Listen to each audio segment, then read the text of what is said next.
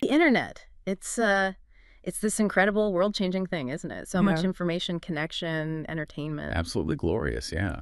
But, well, it can also be, let's be honest, kind of a big, deep, ugly bowl of dirty dog water sometimes. Huh. That's one way to put it. Fake news, misinformation, propaganda dressed up as, a meme. It's everywhere. It really is. And that leads to the big question for you listening. Can you consistently spot the digital sleight of hand? Like, are you really sure? Because, let's face it, for years there's been this colossal failure in teaching digital literacy. Uh-huh. Which brings us to this provocative idea we're diving into today. Yeah. This concept of, well, a driver's license for the internet. Yeah. So our mission for this deep dive is pretty clear. We want to unpack how we got here, challenge that whole digital native myth that kind of led us astray. Right. And explore the consequences, which are pretty surprising, and then talk about solutions that actually work. We're leaning on folks like Jay Maycassup, Chris McLaren, and Kevin Brake's research here. Okay, let's get into it. So this digital native idea, we really bought into it for a long time, didn't we? Oh, completely. Saw kids with smartphones, tablets, practically from birth, and just went, yep, they're digital natives. The I generation, the net generation. It felt easy, right? But it was honestly a flawed hypothesis. We kind of foolishly created this world where we let kids believe their generation just got technology effortlessly. But we were confusing consumption with comprehension. Big difference. Like saying because you can order chicken McNuggets, you're suddenly an expert on chickens. Right. Not quite the same thing. It was a comforting lie, though. A convenient excuse, maybe, to look the other way. Yeah, and you hear the jokes, right? Boomers, Gen X like me, getting the grandkids to set up the Wi-Fi or fix a printer. Exactly. We celebrated that technical skill, the swiping and tapping, but totally neglected cultivating their critical thinking about what they were seeing online. We taught access, maybe, but not how to vet the information. And that's the critical impact. By assuming they just knew it all inherently, we basically relinquished our responsibility to teach them how to navigate the complexities, the dangers. We left them unprepared.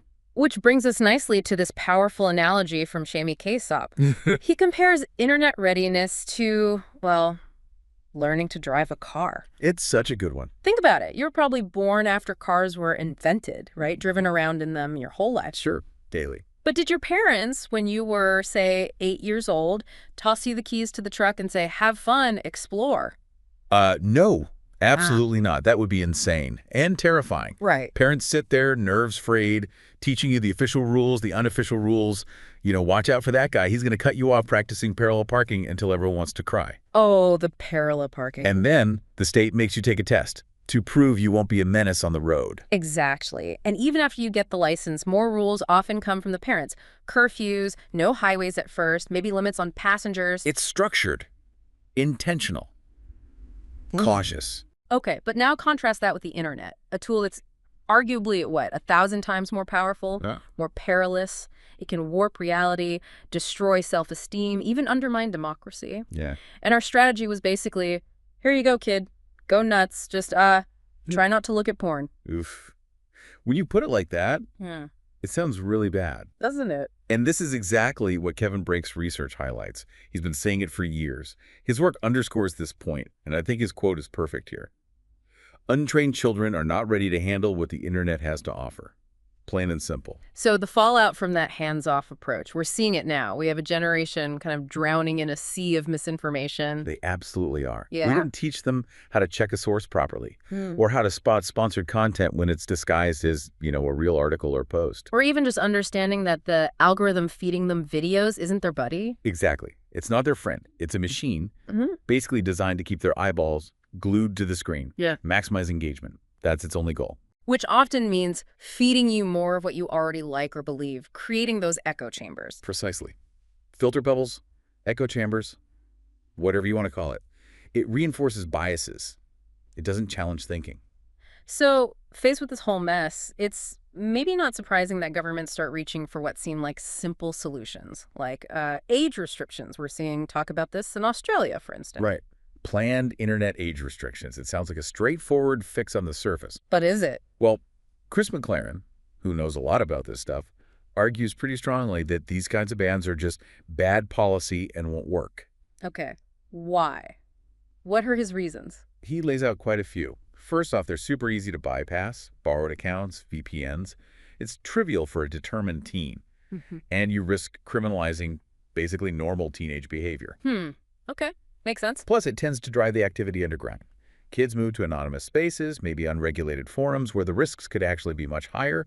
No oversight, no safety nets. Yeah, you push it into the shadows. Exactly. And what about decentralized platforms? Right. Places with no central control. Governments can't enforce bans there. Kids will just migrate.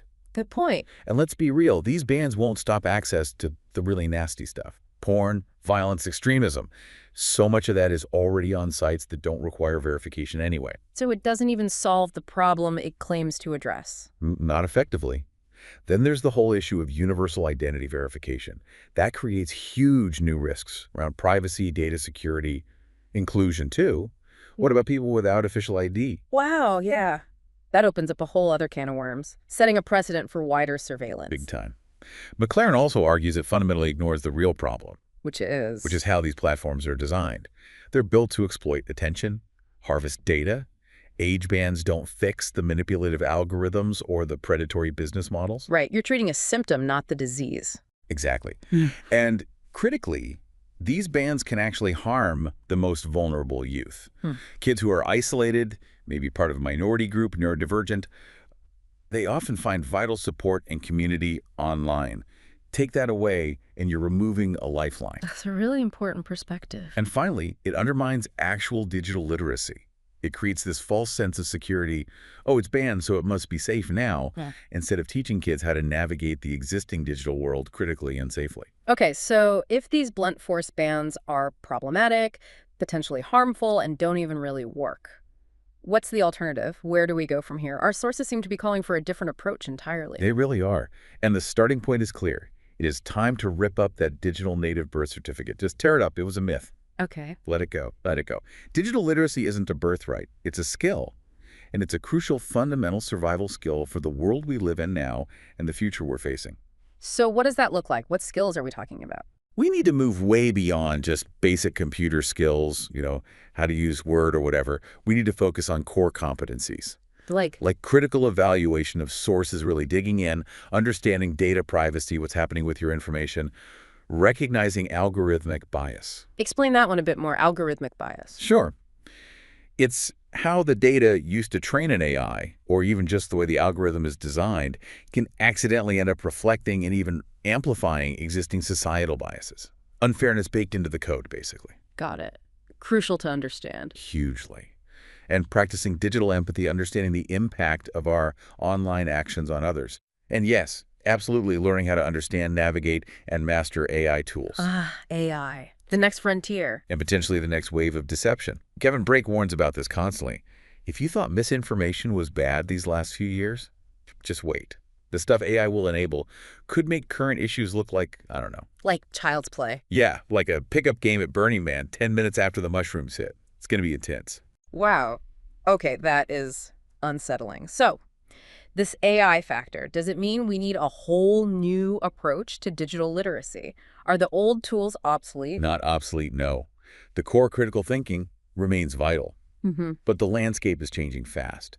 We need to adapt. This is why Chris McLaren suggests those better solutions. Right, you mentioned those. What were they again? Things like actual platform design standards, making platforms safer by design. Much better digital literacy education, obviously.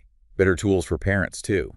And regulations that target the harmful business practices, not just blocking user access. So shifting the focus onto the platforms and empowering users rather than just restricting them. Precisely. Building a healthier digital environment overall. It really reinforces Kevin Brake's core message.